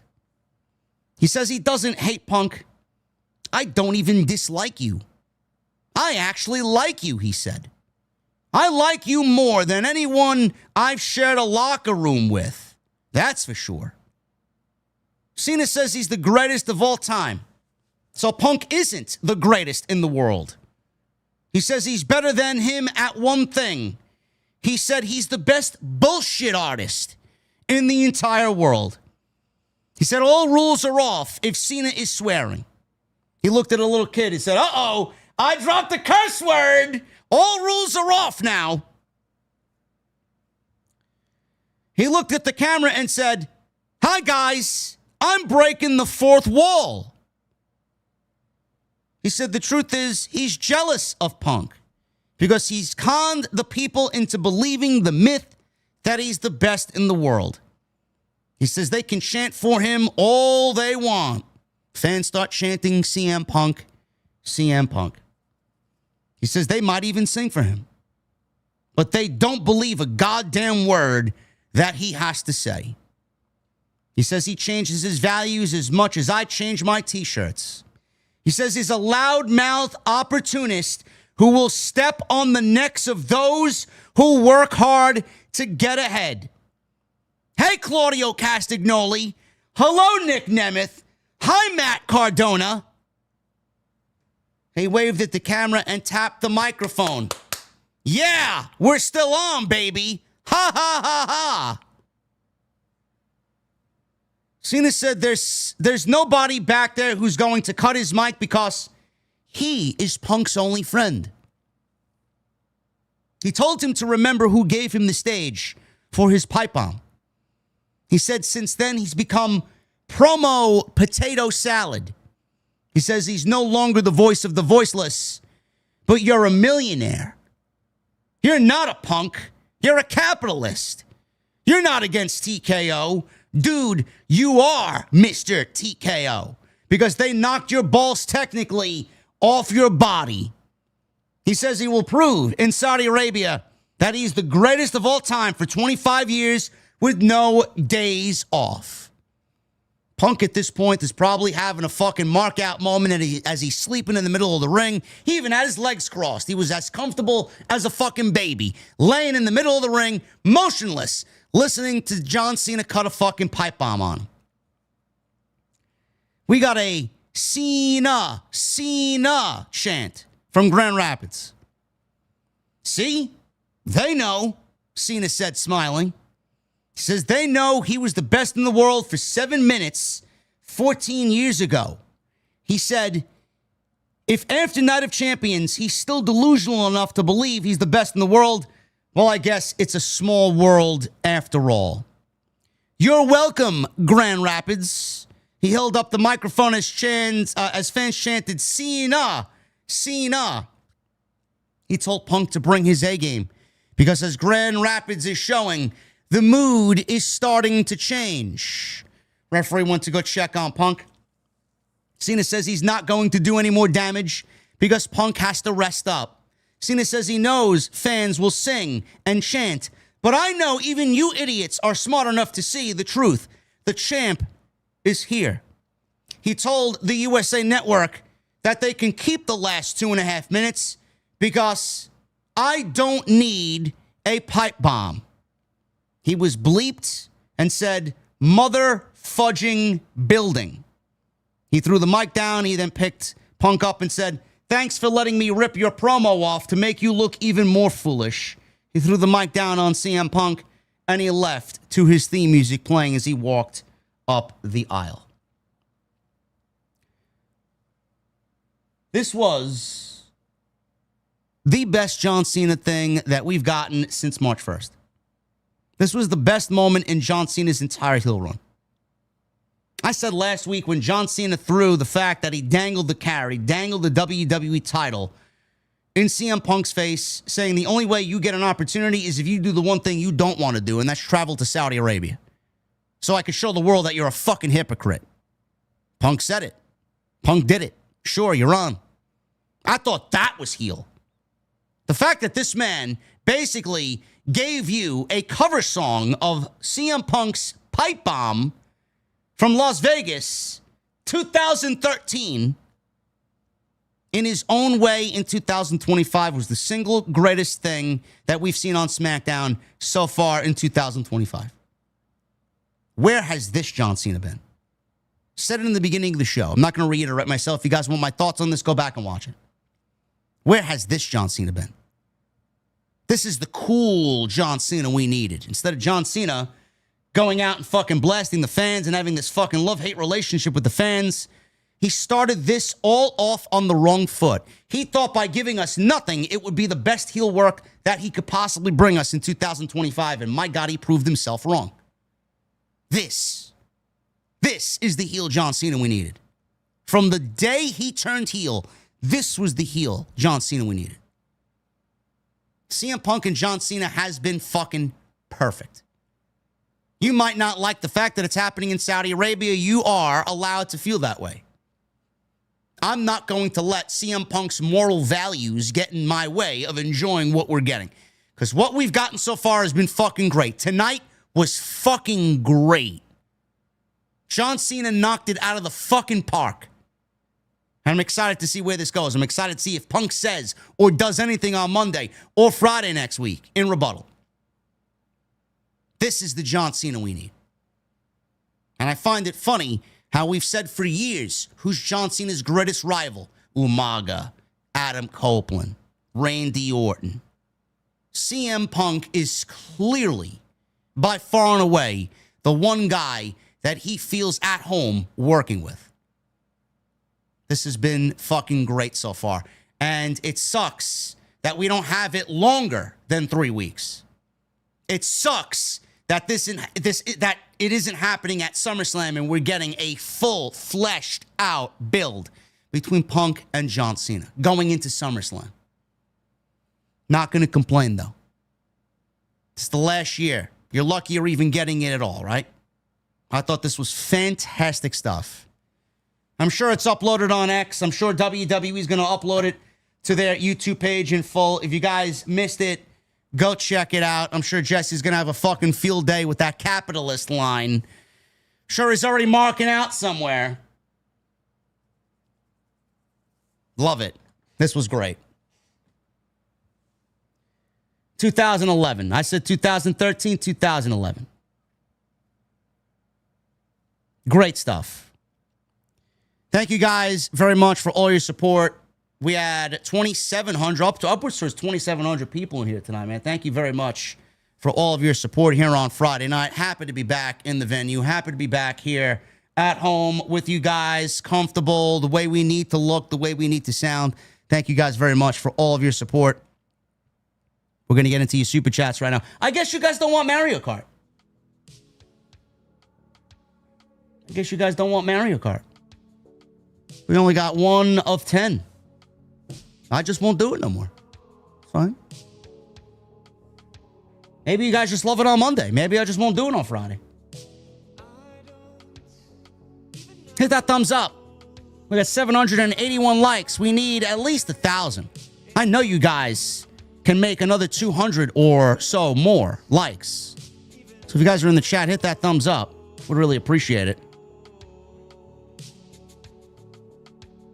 Follow me on social media at JDfromNY206. That's Twitter, Instagram, TikTok, and Cameo. Hit that subscribe button down below. Turn on the bell for all notifications. Go check out all the other content on the channel. There's plenty of it. We uploaded today. We got an upload coming tomorrow. And tonight's show is sponsored by my great friends over at Magic Mind. Love me some Magic Mind, man. It's my tag team partner during the morning. Every morning. I wake up. Instead of going to my espresso first, I usually down a Magic Mind. I open it. Sometimes I have it straight chilled. It's best chilled. Sometimes I take it straight chilled, or sometimes I add it to my favorite sparkling beverage. And I have a sparkling Magic Mind. But as a content creator, a lot of the times I find myself taking midday naps. And this has been going on for forever. A midday nap is just killer, because then I don't get to sleep at the end of the night. I didn't take a midday nap tonight because I've been on Magic Mind for several weeks, so I don't feel the need to take a nap. I actually recorded 2 videos as well, and I got through it today. That's almost an hour of content for you guys in video form, talking about a slew of pro wrestling news because of Magic Mind. If you ever have one of those days where your brain is just working like it's in a 3-on-1 handicap match and losing, it's probably because you're not on Magic Mind. That used to be me until I started taking this every morning. This is Magic Mind Original. It's a small green shot packed with 12 science-backed ingredients, matcha, nootropics, and lion's mane that help you stay focused, feel calm, and get more done without the crash. You get 55 milligrams of time-release caffeine. So instead of hitting you like a Goldberg spear, it builds gently and it keeps you locked in for hours without the jitters or sudden energy dumps that leave you staring at the ceiling like it's the lights after a last man standing match. This isn't your average energy drink either. It's designed for calm, sustained focus, stress resilience, and mental clarity, which means you can actually handle your to-do list, your inbox, and yes, maybe even that group chat without cutting a heel promo halfway through. You can think clearer, long-lasting energy, less procrastination, which is great if you're a content creator, because I know you guys procrastinate because I do it, and better brain health. So if you're tired of your brain feeling like it's stuck on the pre-show like Jamie Hayter, head to magicmind.com/JDfromNY. They dropped this unbelievable limited time offer. You guys can use my unique link, magicmind.com/JDfromNY, to save 60% off your subscription. Use that link or use the promo code JDfromNY for 60% off your subscription. magicmind.com/JDfromNY, because your brain deserves a main event push like CM Punk. Thank you to Magic Mind, man. Appreciate them for sticking with me here on the podcast. Go get yours today. I'm actually drinking it in my sparkling water right now. Been doing it all night.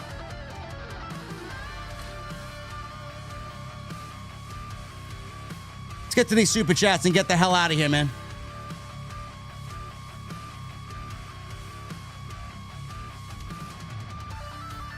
Havili, thank you again, brother, for the 200 in super chat. Hardcore Kevin with a 5. What's up, JD? If I was in charge, I'd make SmackDown 4 hours. Also, I think the mighty Omos should be the 4th man for Seth. No. Listen, he could be.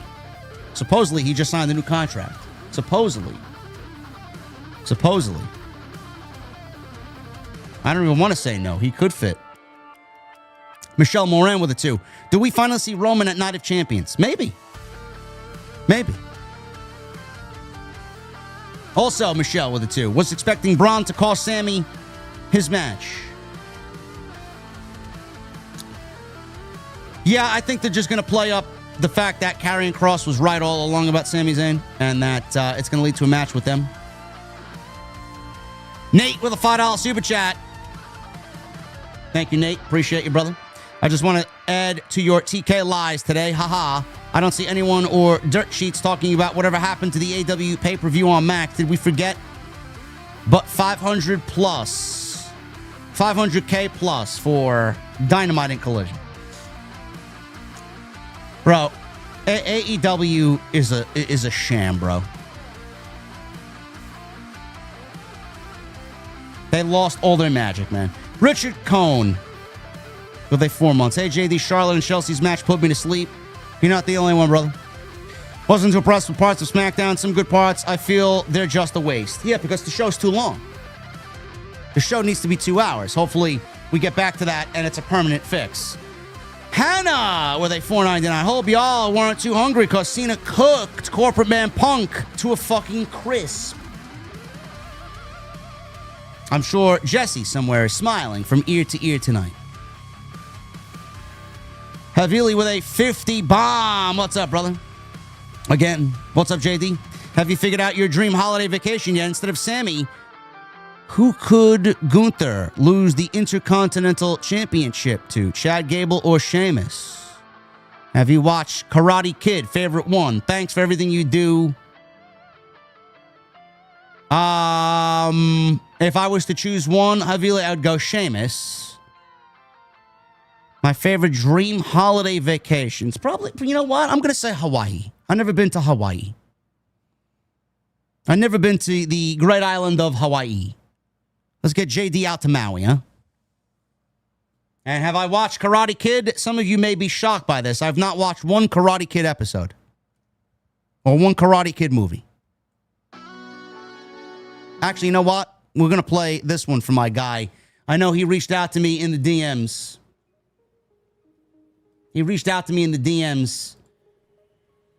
Paul Robles. This is for you, brother.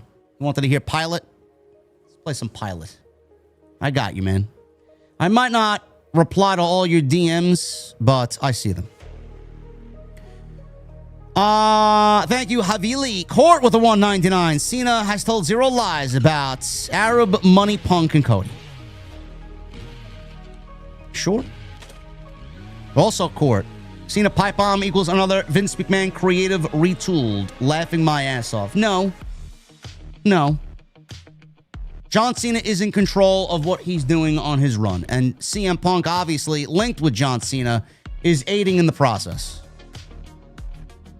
Devil Jinx with a 5. Who blew off TK worse? Mariah May when she got bored of taking his money, or the 24% of the viewers who got bored of watching his show? Well, I'm probably going to go Mariah, because the 24% in viewership loss, Tony is to blame for that. Mariah just played him like a fucking Michael Romeo guitar solo on a Symphony X song. Michelle with a 2. I love Punk, but Cena just cooked his ass. Richard Cohn with a 2. Hey, JD, John Cena's speech too long. Retire already. Bro, if you didn't like what he did tonight, man, I don't know, man. I don't know. Joey Taylor with a 5. I wish John said in his pipe bomb, "Hi, Jack Perry," and "Hi, the Elite. How you doing?" Man, that would have made it classic if he mentioned Jack Perry. I don't know why WWE. I would have loved to see them mention Jack Perry. That would have been so good.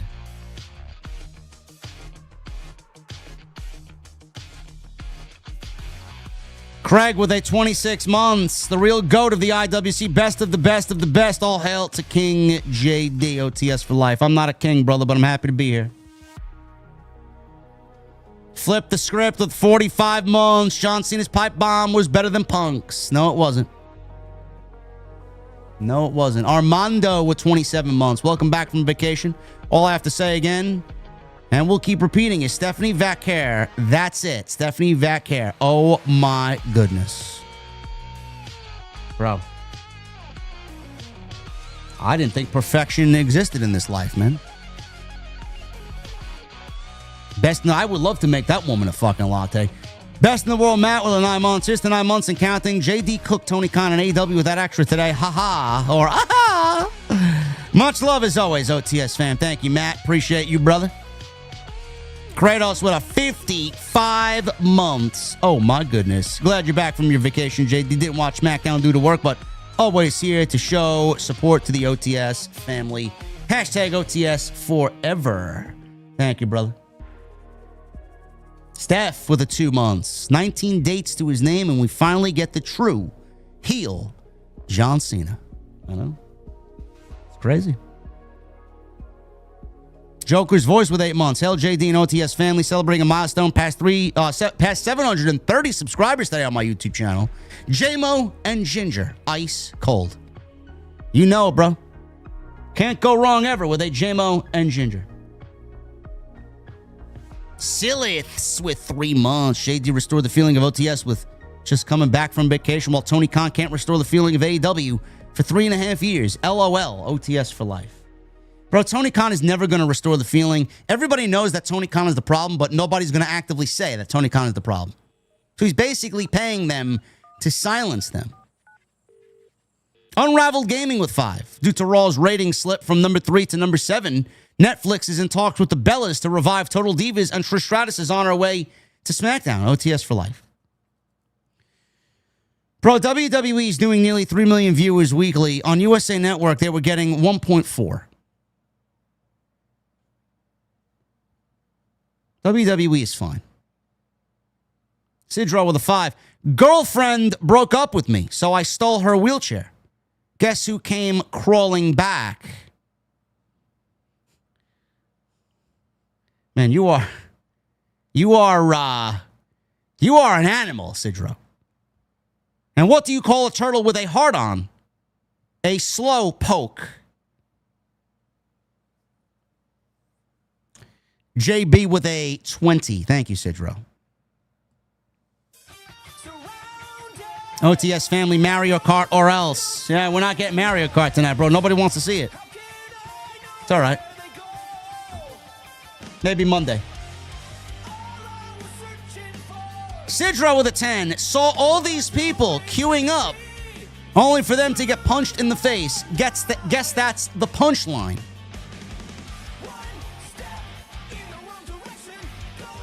And alligators can live to 100 years, which is why there is a good chance they will see you later.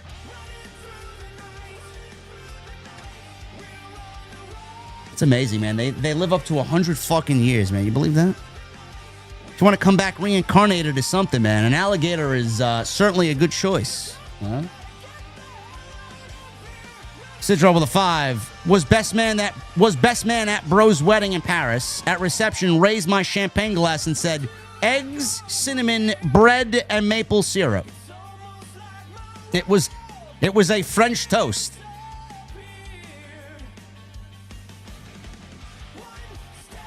I like that one. You know, speaking of which, you know, my in-kitchen specialty is French toast. I make a fucking banger French toast, bro. Banger. It's like life-changing French toast. Michael Partham with a $4.99. Cena continues to copy Punk's homework.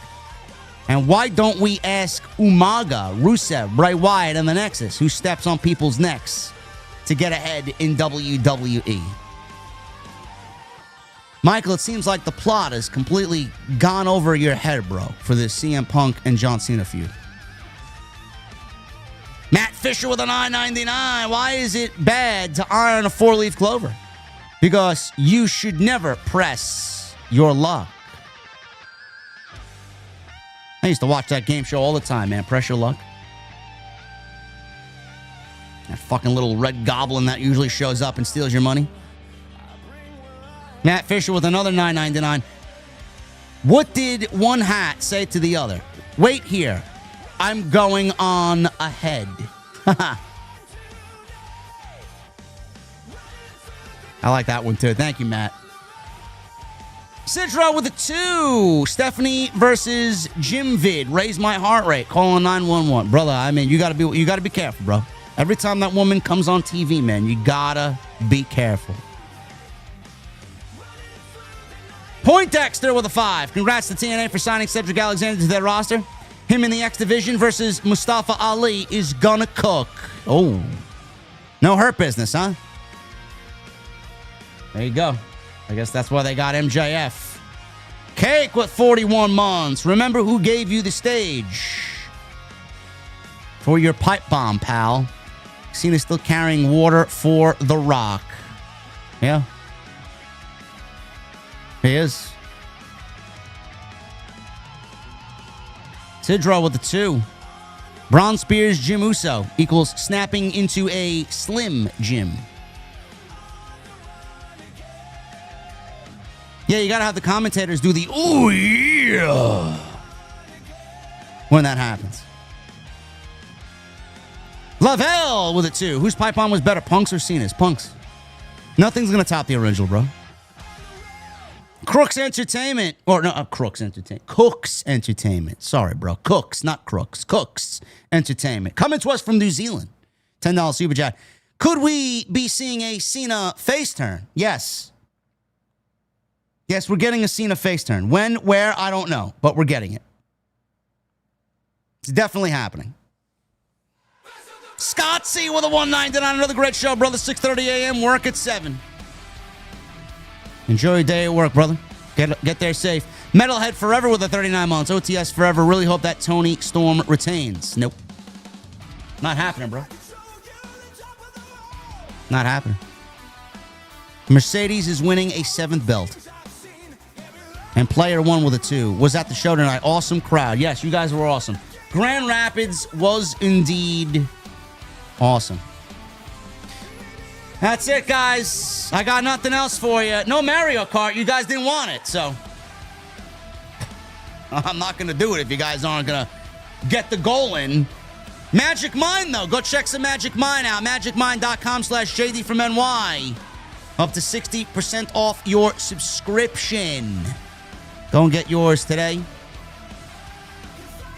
Follow me on social media at JDfromNY206. Twitter, Instagram, TikTok, and Cameo. Go check out all the other content on the channel. Plenty of it. Hit that thumbs up on the way out of here as well. Sidro with a 2. In Final Fantasy VII Rebirth, got Yuffie. Strong. You know what, bro? I'm such a Final Fantasy mark. I have not played the last installment. I don't know why. I have a problem. Anyway, guys, I'm about to get out of here. Got content on the channel. Go check it out. I got more content coming tomorrow, and then we'll be right back with a brand new week, as always, on Off the Script. Thank you for welcoming me back. It's great to be back. And we had a decent SmackDown tonight with an epic close with Punk and Cena. It's going to be a big week next week, man. I'll be live on Monday, Tuesday, Wednesday. And we got Friday and Saturday afternoon with Night of Champions. It's going to be a big week. I'll see you guys tomorrow for some extra. Sunday if there's any news. And I'll see you guys right back here live, right here on Off the Script. I'll see you guys later.